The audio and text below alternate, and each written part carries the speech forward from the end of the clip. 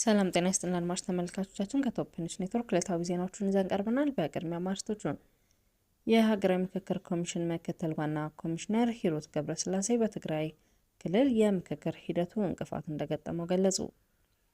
ከውጭ ሀገራት የሚገቡ ምርቶችን በልዩ ኢኮኖሚ ዞን ለማምረት በኢትዮጵያ ኢንቨስትመንት ኮሚሽን ተይዞ የነበረውን እቅድ የ3 ወራት አፈጻጸም 53 በመቶ ብቻ መሆኑን በፓርላማ ጥያቄ አስነሳ። የትግራይ ጊዜያዊ አስተዳደር በከፍተኛ የበጀት እጥረት ምክንያት አዲሱን የደሞዝ ማስተካከያ ሙሉ በሙሉ መተግበር አለመቻሉን ገለጸ። የጤና ሚኒስቴር ከብሔራዊ መታወቂያ አገልግሎት ጋር በመተባበር በሀገር አቀፍ ደረጃ የሚሰራ አንድ ወጥ የሆነ የጤና መታወቂያ ስርዓት ለመዘርጋት እየሰራ መሆኑ ተገለጸ።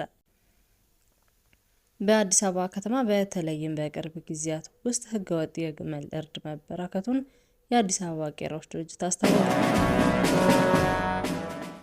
የሀገራዊ ምክክር ኮሚሽን ምክትል ዋና ኮሚሽነር ሂሩት ገብረስላሴ በትግራይ ክልል የምክክር ሂደቱ እንቅፋት እንደገጠመው ገለጹ። ኮሚሽነሯ ይህንን ያሉት ከህዳር 6 እስከ ህዳር 7 2018 ዓ.ም በአዳማ ከተማ በተካሄደው የፖለቲካ ፓርቲዎች መድረክ ላይ ሲሆን በፌዴራል መንግስቱና በክልል የፖለቲካ ተዋናዮች መካከል ባልተፈቱ ጉዳዮች የተነሳ በትግራይ ክልል የምክክር ሂደቱ ችግር እንደገጠመው አስረድተዋል። ይህንን ስራ ስንሰራ 3 ዓመት ተኩል ሆኖናል። አንድም ቀን የትግራይ ጉዳይ የስብሰባ አጀንዳችን ሳይሆን ቀርቶ አያውቅም ብለዋል። ኮሚሽኑ ወደ ክልሉ ያልተቋረጠ ግንኙነት ጥረቶችን አድርጓል ያሉት ኮሚሽነሯ ከነዚህ መካከል አቶ ጌታቸው ረዳ በነበሩበት ጊዜ ጀምሮ የነበረውን ግንኙነት እንደሚገኝበት ጠቅሰዋል። በክልሉ ምክክር ለማድረግ ያልጻፍነው ደብዳቤና ያላደረግነው የስልክ ጥሪ አልነበረም ሲሉ አክለዋል። ነገሮች እየተጓተቱ ሲመጡ የፖለቲካ ፓርቲዎች፣ ሲቪክ ማህበራት፣ የማህበረሰብ ተወካዮች፣ የመገናኛ ብዙሃን ባለሙያዎችና ምሁራን ወደ አዲስ አበባ በመምጣት እንዲሁም ወደ ክልሉ በመሄድ ጭምር ባለድርሻ አካላትን በቀጥታ ማነጋገር ጀምረናል ብለዋል። ከውጭ ሀገራት የሚገቡ ምርቶችን በልዩ ኢኮኖሚ ዞን ለማምረት በኢትዮጵያ ኢንቨስትመንት ኮሚሽን ተይዞ የነበረው እቅድ የ3 ወራት አፈጻጸም 53 በመቶ ብቻ መሆኑ በፓርላማ ጥያቄ አስነሳ። በዘንድሮ በጀት ዓመት 3 ወራት በልዩ ኢኮኖሚ ዞን በተመረቱ ተኪ ምርቶችን ማዳን የተቻለው የገንዘብ መጠን $211 ሚሊዮን ብቻ ነው ተብሏል። ይህ አሃዝ ይፋ የተደረገው በሕዝብ ተወካዮች ምክር ቤት ሐሙስ ህዳር 11 2018 ዓ.ም በተካሄደ ስብሰባ ላይ ነው። የፓርላማው የንግድና ቱሪዝም ጉዳዮች ቋሚ ኮሚቴ በጠራው በዚህ ስብሰባ የኢትዮጵያ ኢንቨስትመንት ኮሚሽን የ3 ወራት ስራ አፈጻጸምን አቅርቧል። የኮሚሽኑ ምክትል ኮሚሽነር የሆኑት አቶ ዳጋቶ ኩምቤ ለቋሚ ኮሚቴው ባቀረቡት ሪፖርት በልዩ ኢኮኖሚ ዘርፍ ከሚመረቱ ተኪ ምርቶች በሩብ ዓመቱ ለማዳን ታቅዶ የነበረው $400 ሚሊዮን እንደነበር ገልጸዋል። የኢንዱስትሪ ሚኒስቴር ባለፈው ሰኞ ለፓርላማ ባቀረበው ሪፖርት በበጀት ዓመቱ የመጀመሪያ 3 ወራት ጊዜ ውስጥ የሀገር ውስጥ አምራች ኢንዱስትሪዎች $1.035 ቢሊዮን ዋጋ ያላቸው ተኪ ምርቶችን ማምረታቸውን አስታውቆ ነበር።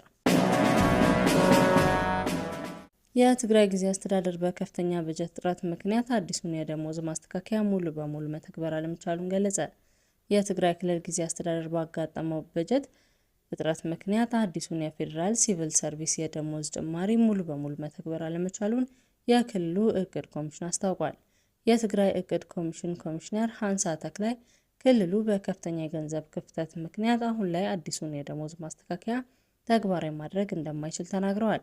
ኮሚሽነሯ አክለው እንዳብራሩት የትግራይ ሲቪል ሰርቪስ ቢሮ መመሪያውን ተርጉሞ የራሱን ደንብ አዘጋጅቶ ለክልሉ ካቢኔ አቅርቧል።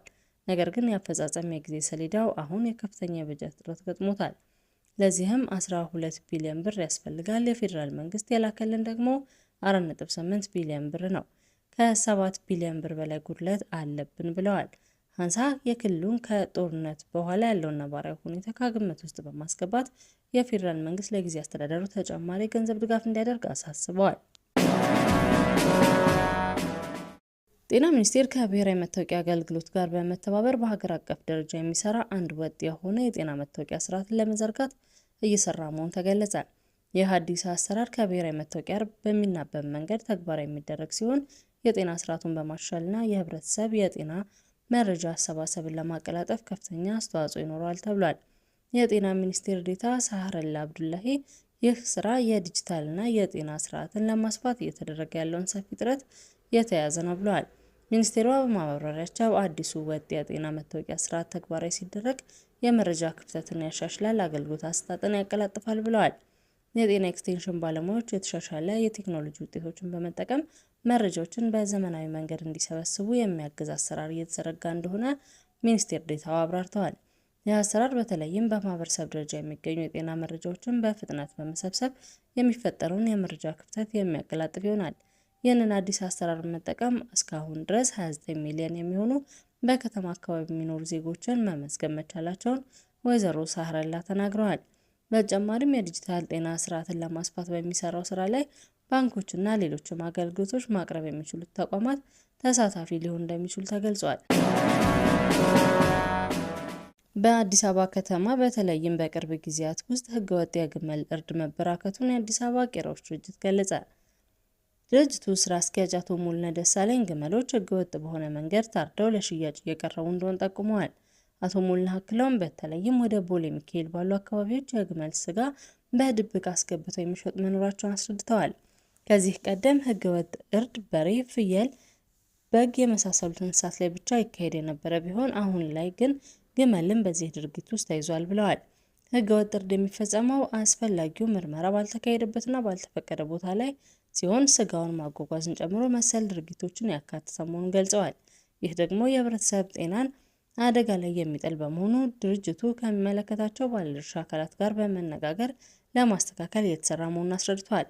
ህብረተሰቡ ጥራቱን የጠበቀ ስጋ መውሰድ እንደሚፈልግ እናውቃለን ሲሉ የገለጹት ስራ አስኪያጁ ለዚህም ሲባል ማህበረሰቡ ህገወጥ የግመል እርድን ሲመለከት ወዲያውኑ ጥቆማ መስጠት እንደሚገባው አሳስበዋል።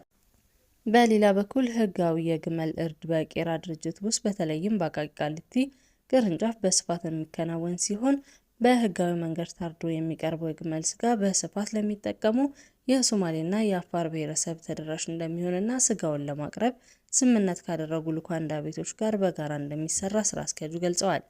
ግመሎች ወደ ቄራ ገብተው ለመታረድ የሚቆዩበት አግባብ ቢኖር እንኳን ድርጅቱ በራሱ መኖ እያቀረበ በእንክብካቤ እንደሚጠብቃቸው አሳስቧል።